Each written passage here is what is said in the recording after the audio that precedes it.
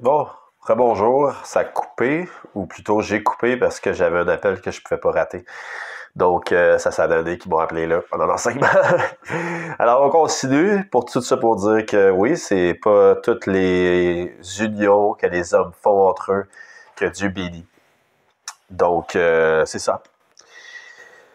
Tout ce que je peux dire par rapport à la suite, c'est que c'est terminé entre moi puis cette personne, entre moi puis cette femme. Puis Dieu m'a montré que dès le départ, il m'avait averti que cette personne était infidèle. Il me l'avait montré. Elle avait fait ni bien ni mal. Puis il m'avait montré ces choses. Il m'avait montré le cœur de cette personne, que je ne pouvais pas lui faire confiance. Et j'ai pas cru. Et c'est moi qui en ai porté les conséquences. Donc maintenant, je vais amener un enseignement sur le neveu d'Abraham, Lot. Donc, le titre d'enseignement, c'est Pourquoi laisser Lot derrière?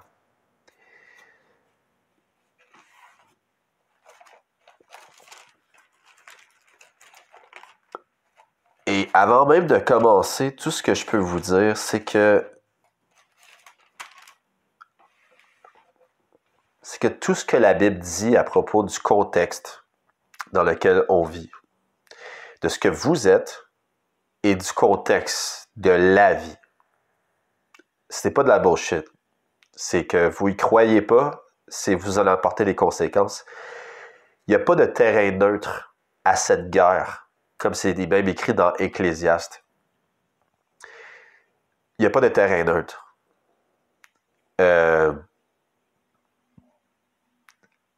La mort vous veut, puis vous ne pouvez pas vous en cacher. La seule place que vous êtes protégé, c'est dans l'évangile de Jésus-Christ.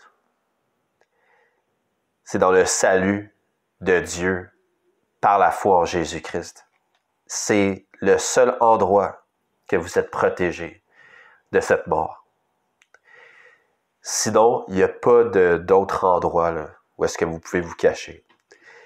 Et donc, non seulement ça prend Dieu pour survivre à un monde contre Dieu, mais ça prend le Saint-Esprit, ça prend tous les outils qu'il nous a donnés, qu'il nous a remis. On en a besoin. Et s'il a dit qu'on avait besoin des dons du Saint-Esprit, on a besoin des dons du Saint-Esprit. De chaque don du Saint-Esprit. On s'en fout qu'il y a des dons que vous avez de la misère à croire. Si Dieu a cru bon vous donner le Saint-Esprit et tous les dons que lui-même distribue à qui bon lui semble ou à quand ça lui tente. Parce qu'éventuellement, vous allez avoir besoin de tous les dons au cours de votre marche chrétienne. Si vous y croyez pas, or sans la foi, il est impossible de lui être agréable. Si c'est pas dans votre vie, vous allez en porter les conséquences. Comme si vous alliez à quelqu'un qui n'est pas fait pour la marche chrétienne. Vous allez en porter les conséquences. C'est quoi un des plus grands péchés que le peuple d'Israël pouvait faire à l'époque? C'était de s'allier à des nations étrangères, de prendre des femmes étrangères des autres nations. C'était le premier péché qui amenait un grand dérèglement. Puis pas parce que c'est un péché en tant que tel, c'est qu'automatiquement, ce qui est dans le cœur de ces personnes-là t'attire ou t'amène hors track, rater la marque, et tu tombes automatiquement dans l'idolâtrie.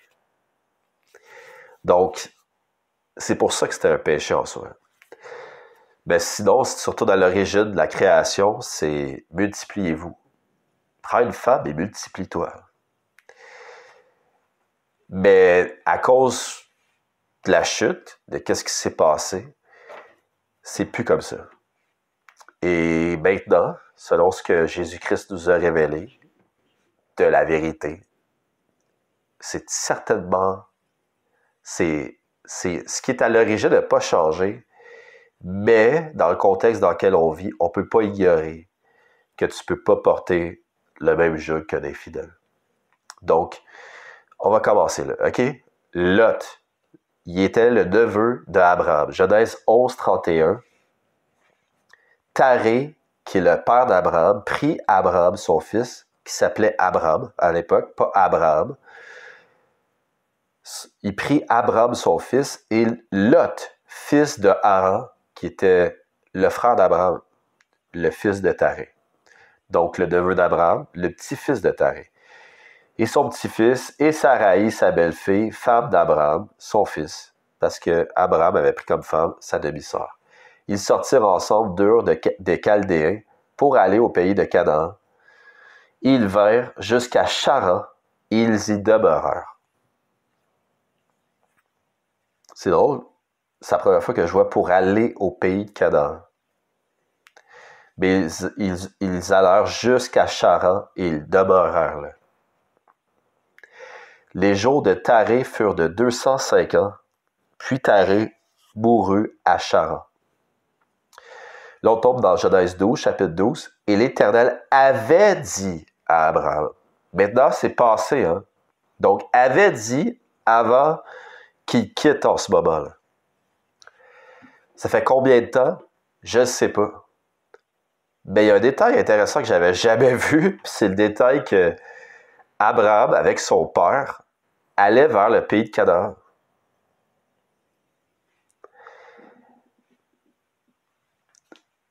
Chose certaine, c'est que son père est décédé maintenant, ce qui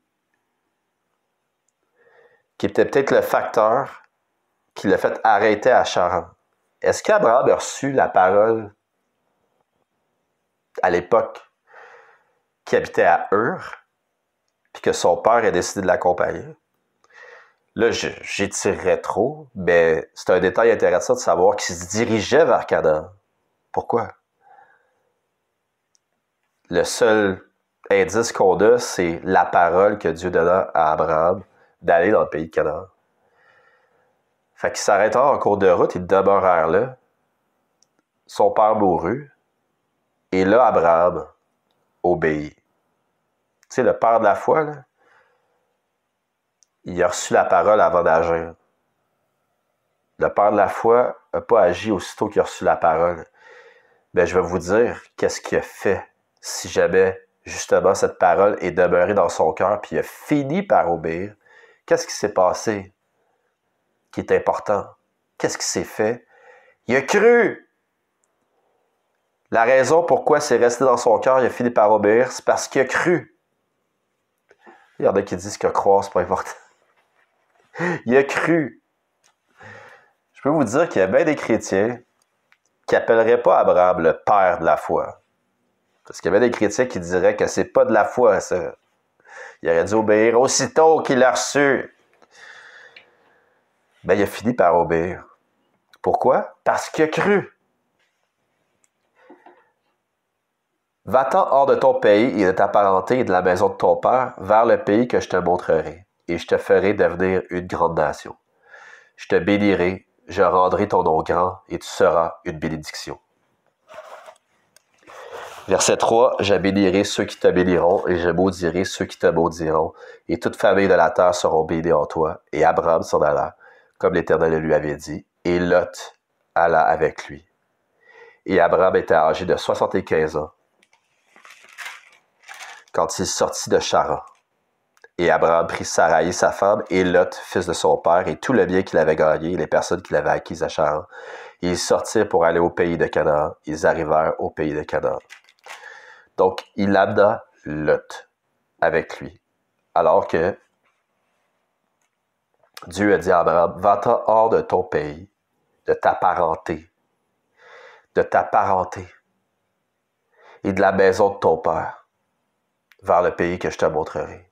Va-t'en hors de ton pays, de ta parenté. Lot y compris.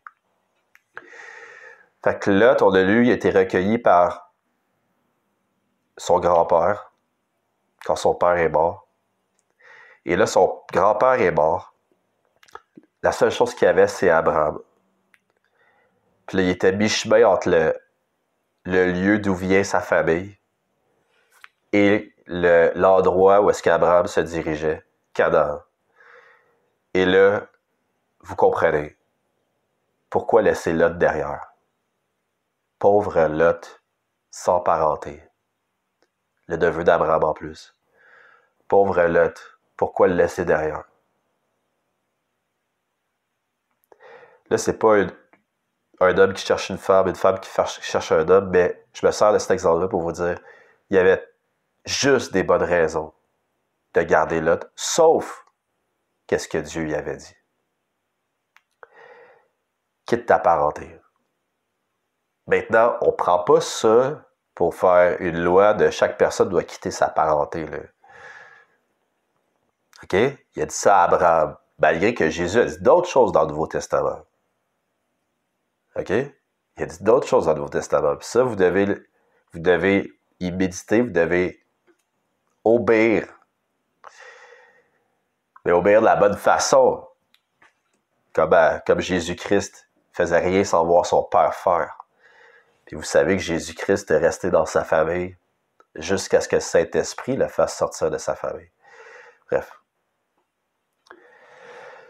Fait que si son père l'a suivi à mi-chemin vers Canaan sur la parole que Dieu lui avait dit, c'est intéressant encore plus que ce que je pensais.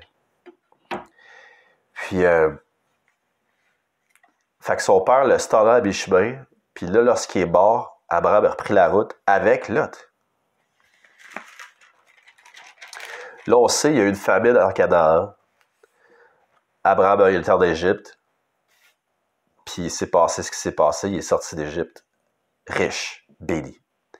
Maintenant, Genèse 13, Abraham monta d'Égypte, ça veut dire qu'il est sorti vers le Midi, lui et sa femme, et tout ce qui lui appartenait, et Lot avec lui. Ça veut dire que Lot avait été en Égypte avec lui. Or, Abraham était riche en bétail, en argent et en or. Puis il s'en retourna par ses campements du Midi jusqu'à Béthel, jusqu'au lieu où avait été sa tente au commencement, entre Béthel et Haï. Au lieu où était l'autel qu'il y avait fait auparavant, Abraham y évoqua le nom de l'Éternel. Et Lot, qui marchait avec Abraham, avait aussi des brebis, des bœufs et des tentes, et le pays ne leur suffit pas pour demeurer ensemble, car leurs biens étaient si grands qu'ils ne purent demeurer ensemble. Il y eut une querelle entre les bergers du bétail d'Abraham et les bergers du bétail de Lot. Or, les Cananéens et les Phérésiens demeuraient alors dans le pays. Et Abraham dit à Lot, qu'il n'y ait point, je te prie, de dispute entre moi et toi, ni entre mes bergers et tes bergers, car nous sommes frères. Tout le pays n'est-il pas devant toi? Sépare-toi donc de moi. Si tu prends la gauche, j'irai à droite. Si tu prends la droite, j'irai à gauche. Alors Lot levant les yeux. Vous voyez que la bénédiction a béni Lot aussi, parce qu'il accompagnait Abraham. Il était riche, puis il avait un gros bétail. Et là, une autre raison que juste obéir à la parole de Dieu survint et obligea Lot et Abraham à se séparer. Ce qui aurait pu être fait avant. Mais là, vous dites, finalement, ça s'est fait. Oui, finalement, ça s'est fait. Mais on va pouvoir voir les conséquences du fait que ça s'est fait après. Les conséquences ne sont pas tombées sur Abraham, sont tombées sur Lot. Le pauvre Lot qu'on n'aurait pas dû laisser derrière toute seule. Le neveu d'Abraham qui n'avait plus de famille. Et là, ils se séparèrent et Lot choisit pour lui, verset 11, toute la plaine du Jourdain. Il partit du côté de l'Orient et se séparèrent l'un de l'autre. Et Abraham habita dans le pays de Canaan. Et Lot habita dans les villes de la plaine et dressa ses tentes jusqu'à Sodome. En passant, c'est Lot, on le voit un peu plus tôt, c'est Lot qui a choisi cet endroit-là. C'est pas Abraham qui a dit, toi, tu t'envoies là-bas. Non, il a dit le contraire. Il a dit, tu choisis l'endroit où tu vas aller, puis moi, je vais prendre l'autre. C'est toi qui choisis, Lot. Il a laissé Lot choisir. Et Lot a choisi. C'est important aussi dans ce qu'on va lire. Il a choisi, selon sa mentalité, selon ce qu'il pense, la vallée du Jourdain.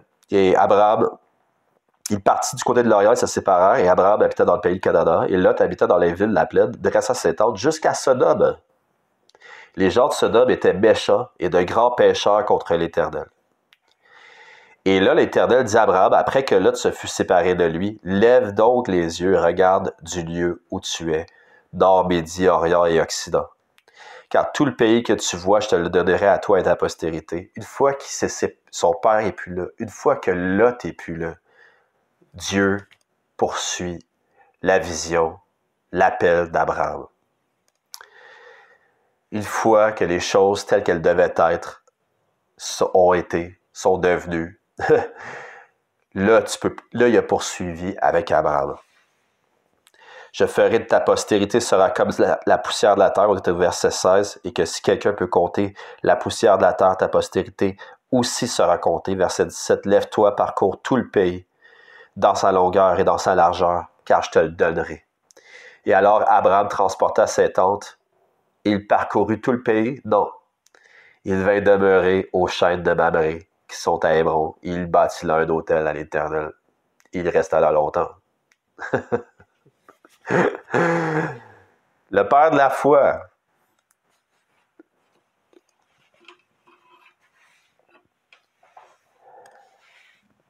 Poursuivons avec Lot et avec le sujet que je vais vous parler. Chapitre 14, je vais vous le résumer. Vous pouvez aller le lire si vous voulez. Juste faire une anecdote que quand Dieu punissait Israël, une des façons qu'il punissait Israël, c'est de livrer entre les mains des nations autour qui détestaient déjà, qui voulaient s'emparer du territoire et faire du mal à Israël d'une manière naturelle. Donc, Dieu faisait juste enlever sa protection et il se faisait envahir. Et là,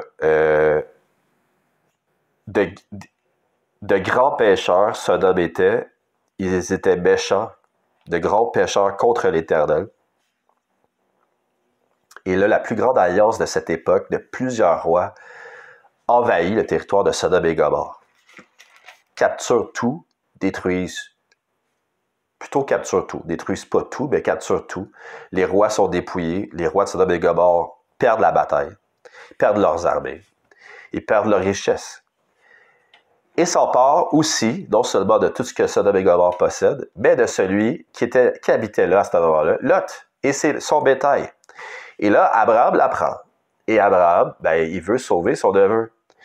Alors Abraham partit à la poursuite de ces rois-là, la plus grande alliance de cette époque-là, pour délivrer Lot. Et Abraham fit alliance avec des petites troupes là, autour de lui. Là. Puis elle a attaqué une gigantesque alliance, une gigantesque armée. Et Dieu les livra entre ses mains. Ça dit, verset 15, qu'ayant partagé ses troupes, il se jeta sur eux de nuit. Et il les battit. Donc, il n'y a pas de guerre de tranchées, là. Il s'est jeté sur eux par surprise, mais c'est quand même, tu sais, c'était une immense armée, là, tu sais. Puis il a vécu ça avec des petites tribus de la place, là, tu sais. Dieu l'a béni, quoi, pour délivrer son neveu Lot, puis il a réussi. Et il a donc battu cette grande alliance. Il a libéré les rois de Sodome et Gomorrhe et tous leurs biens et toutes leurs richesses. Et on peut lire dans le chapitre que le roi de Sodome voulait tout laisser à Abraham. Et Abraham a dit, non, je te le donne tout, sauf donne 10% au grand sacrificateur, Melchisédek, qui était là à ce moment-là, et la part de ceux qui m'ont aidé. Moi, je garde rien parce que tu vas dire que c'est toi qui m'enrichis. Tu sais. Fait qu'il a tout restauré au roi de Sodome, qui avait été humilié à ce moment-là. Fait que Sodome et Gomorrhe retrouvent leur gloire pour délivrer Lot. Et qu'est-ce que Lot fait? Il retourne habiter à Sodome et Gomorrhe. Maintenant, on va sauter des chapitres parce qu'on suit l'histoire de Lot. Fait que Genèse 18, Abraham, plus tard, se fait visiter par des anges. Et là, le verset 20, l'Éternel dit, parce qu'il est venu visiter Abraham, il faisait partie de ces anges-là, sous forme humaine. On sait c'est qui était là. Parce que Jésus-Christ a dit, avant qu'Abraham fût, je suis. Abraham m'a vu. Il y avait Jésus et deux anges. Et l'Éternel dit, le cri contre Sodome et Gomorrhe est vraiment grand. Leur péché est vraiment très grave. ceux que Abraham a aidés pour sauver Lot. Je veux descendre et voir s'ils ont agi entièrement selon le cri qui m'a été venu jusqu'à moi. Et si cela n'est pas, je le saurai. Et alors, ces hommes, partant de là, allèrent vers Sodome. On parle des deux anges sous forme humaine qui accompagnaient Jésus à ce moment-là, qui portait le nom de l'Éternel. Puis je me trompe pas, hein, parce que souvenez-vous de Jésus, quand il parlait aux Juifs, il a dit « Avant qu'Abraham fût, je suis. Avant qu'Abraham fût, je, Jéhovah. » Fait que soyez pas offensés, là. Je sais ce que je dis. Le Père a toujours été représenté par son Fils, même avant qu'il naisse sous forme humaine. Ça a toujours été Jésus. Sa représentation terrestre, sur terre. Donc, il partant vers Sodome, Abraham se tint encore devant l'Éternel, et Abraham s'approcha et dit, « Feras-tu périr aussi le juste et le méchant? » Et là, il parla avec Jésus, avec Dieu, pour savoir s'il allait les épargner, s'il y avait jusqu'à, je pense, 10 justes. Fait qu'on sait qu'il n'avait pas 10, il n'avait un seul, puis c'est à cause d'Abraham, probablement. Parce qu'à ce moment-là, Lot semblait...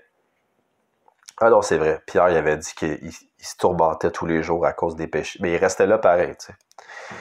Fait qu'il est resté au milieu d'eux quand même. Fait que les anges, ils ont été... Puis ils ont été logés chez Lot. Puis ici, verset 4, un détail intéressant, ça dit « Il n'était pas encore couché que les hommes de la ville, les hommes de Sodome, environnèrent la maison depuis le jeune homme jusqu'au vieillard. Tout le peuple ensemble. Tout le peuple. Les policiers, le maire de la ville, le docteur, tout le peuple était là. Et appelant Lot et lui dire « Où sont les hommes qui sont venus chez toi cette nuit? Fais-les sortir, que nous les connaissions. » Ce mot-là est utilisé dans cet testament pour dire avoir intercourse. Ça veut dire coucher avec eux, là, t'sais. Ils étaient tout ensemble. Ils étaient en unité sur cette idée, on va coucher avec eux. On va les violer devant tout le monde ensemble. Fait que c'est pas... quand tu dis on s'approche de Sodome et Gomorrhe en temps de la société, là, ben je veux juste vous rappeler où est-ce qu'il était à ce moment-là. Où est-ce qu'il était à ce moment-là? C'est pas juste le péché de l'homosexualité, là. C'est le péché du viol, puis on fait ce qu'on veut quand on veut, là, puis l'instinct primaire, là, les instincts primaires étaient au front, là, à un niveau que vous pouvez même pas vous imaginer. Là, c'est comme si on avait le droit de rentrer. Il n'y avait plus de loi pour protéger les gens, puis on avait le droit de rentrer dans la maison de n'importe qui, puis de violer qui on veut, quand on veut, sans aucune répercussion. Là. C'était là, Sodome. Là. Juste pour vous rappeler, là, tu sais. Fait que, bref, les anges protègent Lot, parce que eux autres ne sont pas en danger, c'est Lot qui l'était, parce qu'après ça, ils se sont fâchés contre Lot, parce que Lot ne voulait pas que ça l'arrive. Bref, les anges demandent à Lot de quitter la ville, parce qu'ils lui annoncent qu'ils vont détruire Sodome, Gomorrhe et toutes les villes de la plaine. Et, juste pas m'égarer, là. Fait qu'ils disent de se sauver avec sa famille, sa femme puis ses filles. Et là, Lot, il demande de se sauver jusqu'à la montagne, verset 19. Et là, Lot leur dit, « Voici, je te prie, cette ville est assez proche pour que je puisse m'y enfuir. Elle est petite pour que je m'y sauve, parce qu'il s'est dit qu'il ne serait pas capable de se rendre jusqu'à la montagne. » Il dit que mon âme vive. Fait que des anges parlent à Lot, et Lot s'ostine avec les anges. Il dit, « Non, je ne pourrais pas me rendre jusqu'à la montagne, comme vous me dites que je pourrais me rendre. Sauver cette petite ville que tu comptes détruire, n'est-elle pas petite? Épargnez-la, tu sais. » Et là, ça a été accordé. Il se sauve jusqu'à la petite ville qui s'appelle Tsoar. Et lorsqu'il rentre à Tsoar, le feu tombe du ciel et consume toute la vallée, Sodome et Gomorrhe, détruit toutes les villes, tous ses habitants, jusqu'aux gerbes de la terre. Mais la femme de Lot, verset 26, regarde en arrière, et elle devint une statue de sel. Ça veut dire que toute l'eau est sortie de son corps parce qu'elle a tardé, elle s'est pas rendue à la ville à temps. Fait qu'elle est devenue... C'est à ce point-là que ça a été consumé instantanément. Là. C'est pas des météorites qui sont tombés du ciel. Là. Ça a été la fournaise là, instantanée. Là. Fait que Abraham se leva de bon matin, fait qu'il voit la vallée de Sodome et Gomorrhe. Fait que verset 30, Lot monta de Tsoar et habita dans la montagne avec ses 2 filles, car il craignait de demeurer dans Tsoar. Il demeura dans une caverne, lui et ses 2 filles. Fait qu'il fait épargner Tsoar, que Dieu avait prévu détruire parce que sont mauvais à un niveau que tu ne pouvais même pas vous imaginer. Et il n'est même pas capable d'habiter là. Il a peur tout à coup d'habiter là. Fait que la ville qu'il a fait épargner, il n'habite pas dedans. Il décide d'aller habiter. Pourtant, il a habité dans Sodome et Gomorrhe toutes ces années-là, puis il l'a toléré, mais là, il ne voulait plus. C'était fini. Fait qu'il s'en va vivre dans la montagne avec ses 2 filles. Et c'est le passage qui m'a fait rusher. Surtout au début de ma vie chrétienne, je te dirais, là, c'est que ces 2 filles ont eu l'idée, le raisonnement, puis on sait d'où ça vient. Ça vient de où est-ce qu'ils ont été élevés, de où est-ce qu'ils sont nés, dans la ville de Sodome. Ils ont décidé de coucher avec leur père pour garder sa semence et sa descendance. Fait qu'ils l'ont saoulé et ils ont couché avec lui sans qu'ils s'en rendent compte. Mais il a dû s'en rendre compte éventuellement quand les 2 ont été enceintes puis il vivait tout seul avec ses filles dans une caverne, tu sais. Fait que il a dû s'en rendre compte. Fait que là, après ça, à la fin du chapitre 19, on n'entend plus parler de Lot. Fait que revisons. Parce qu'Abraham a eu pitié de Lot, Lot l'a suivi. Il était bénéficié financièrement parce qu'il était avec Abraham, et là, tout à coup, il doit s'en séparer. Sa mentalité l'amène à vivre dans le pire endroit de la planète Terre à ce moment-là, qui était dans la vallée de Sodome. Il reste là, même si il trouve que ça n'a pas d'allure, quel point ils sont mauvais. Il reste là pareil. Il n'a pas le guts de quitter. Il n'y a pas nulle part où aller. il se ramasse là à cause qu'Abraham l'a pris sous son aile, et là, il était forcé de s'en séparer. Fait qu'il reste là, il trouve sa femme là, il fait des filles là. Il se fait tout enlever à travers une guerre entre Sodome et une alliance de rois. Abraham vient lui sauver les fesses. Il continue d'habiter là.